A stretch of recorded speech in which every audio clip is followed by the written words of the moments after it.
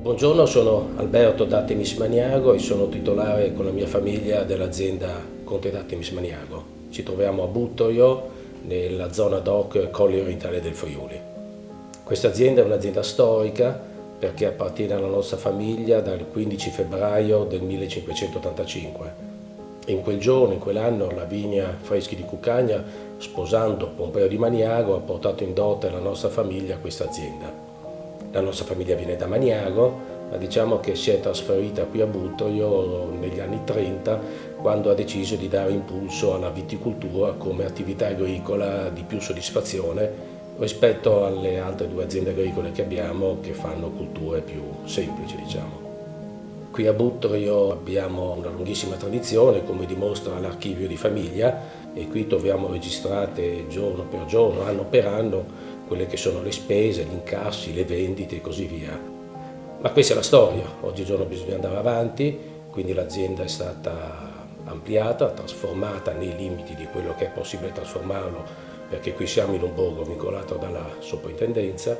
Attualmente l'azienda ha una superficie di 112 ettari, di cui 86 a vigneto. Mediamente vendiamo intorno alle 420-450 mila bottiglie all'anno, un 70% di mercato italiano e un 30% di mercato estero.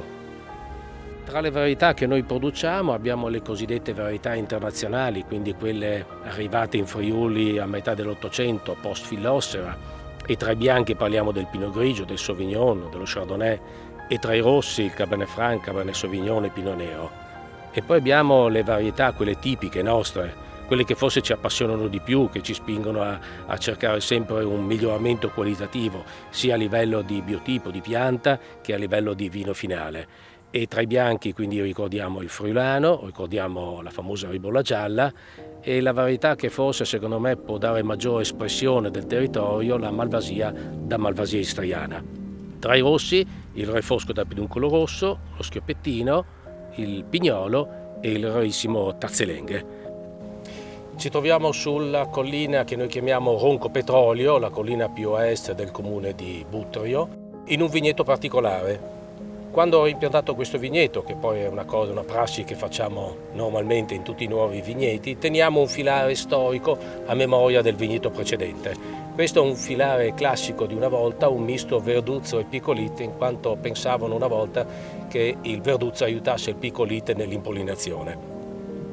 In particolare abbiamo questa pianta di picolite, che è la più vecchia pianta di picolite che esiste in Friuli, che ormai dovrebbe aver passato i 120 anni. Purtroppo la data certa non ce l'abbiamo perché non ho un dato certo di impianto di questo vigneto.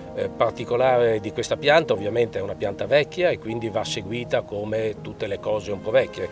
La leghiamo ancora come si faceva una volta con i vimini, quindi senza un materiale naturale.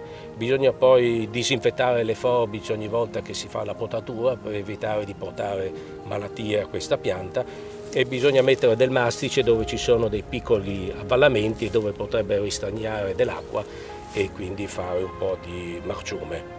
Da questa pianta, fino a qualche anno fa, abbiamo preso i tralci per i nuovi vigneti di picolite, questi per avere dei biotipi in questa zona tipici di Buttorio proprio.